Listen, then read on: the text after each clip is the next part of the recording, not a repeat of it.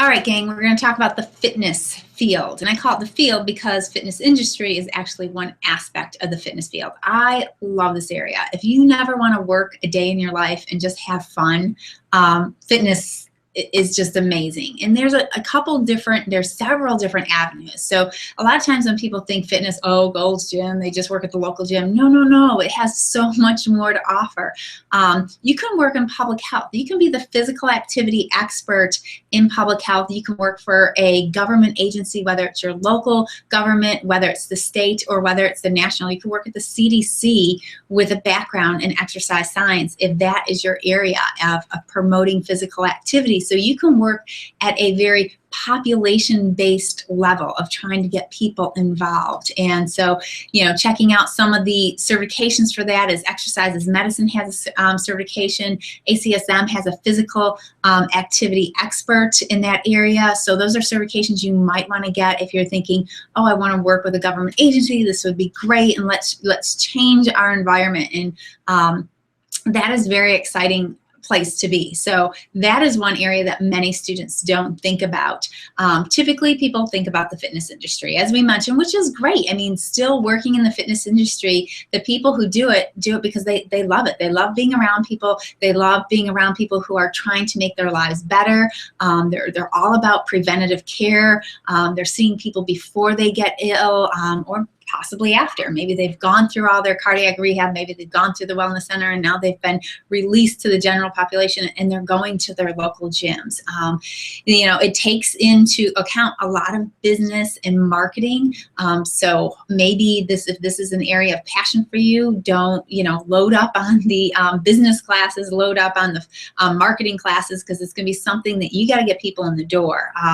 And how do you keep your users engaged? And there's a lot of different things going on with the fitness industry, such as obviously CrossFit is one big thing. I know Orange Theory is something that's starting to make its way down here. It's the concept of doing HIIT, high intensity training, where they're alternating between cardiovascular and strength, and those clubs are jamming. That's amazing. If you haven't been to some of those different facilities, you might consider checking that out, and that they do have certifications and trainings and stuff like that, and they are franchised. But maybe you want to be the next best thing. Maybe you've got the answer, the $64 million question of how to get people engaged and be in this arena. There's a lot of money in the fitness industry. Community fitness is something that folks who want to do a lot of different things, such as a YMCA fitness director who gets to work with families over a long period of time, and they program different fitness opportunities, not only for just the middle-aged group, but, you know, the elderly, the young individuals who want the challenging, and then we got our kids. And so there's a lot of different things that you can do with community fitness. You'll find these folks not only at the YMCAs, but you'll find them with Parks and Recreation. Many facilities have community wellness centers. That would be another area that you can kind of specialize in, where you're working not just with one type of person, that you have a whole family approach and a whole community approach, and doing a lot of community or just working with races. I know people who are, you know, just all about triathlons. They work for triathlon companies who put on triathlons because that's their area. So that, you know, that's that community. It'd be kind of industry too. So along with industry, community, and public health, we also have our corporate setting. Corporate setting is usually embedded in a corporation in the work field.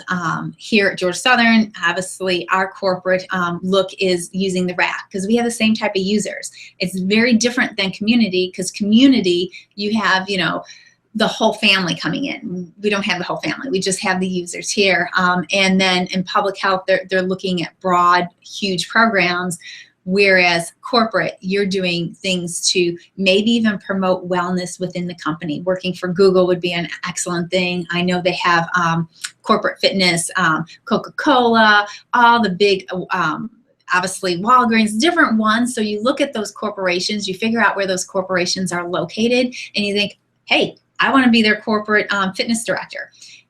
That would be wonderful. You could, you know, look at McDonald's. They have a huge corporation, obviously, and it's in Oh, it's in Oak Brook, Illinois. So you can, scope them out, figure out, who's employed there. Maybe I want to even do an internship there to look at that. But they are actually very much about keeping their employees healthy. So we got the corporate industry. Another industry beyond that is what we're looking at, the luxury or high-end fitness. This is to a special clientele, and it's a special niche that some folks are getting into, that a lot of our students have gone into, where they're working for 5- and 6-star hotels. I didn't know there were 6 stars, but there are 6-star hotels. They're working on cruise ships. They're working for exclusive resorts, and your clientele obviously is very high-end and can afford the type of fitness, but they also are high needs. They definitely want to make sure that they have all-encompassing. So you might be traveling to their home. You might be providing nutritional services too, that their meals are prepped before they come. All kinds of things to make to meet the needs of those clients. And who wouldn't love to go on a cruise ship and travel around and be over the fitness program or training and working in those facilities? That would be pretty amazing to gain that experience. So again, the fitness field has a lot of opportunities and a lot of areas that we can make a huge difference. A lot of folks want to make a difference in people's lives, and this is an area that you can mix not only your exercise science background, but we constantly have to use programming techniques of how do you set programs, how do you market programs, how do you get people engaged in using. In each of these areas, you have to, even in the corporate setting, even though you have your users, you need to get the whole company using it and more interaction and a lot of incentive programs to help people maintain their physical activity. Exciting.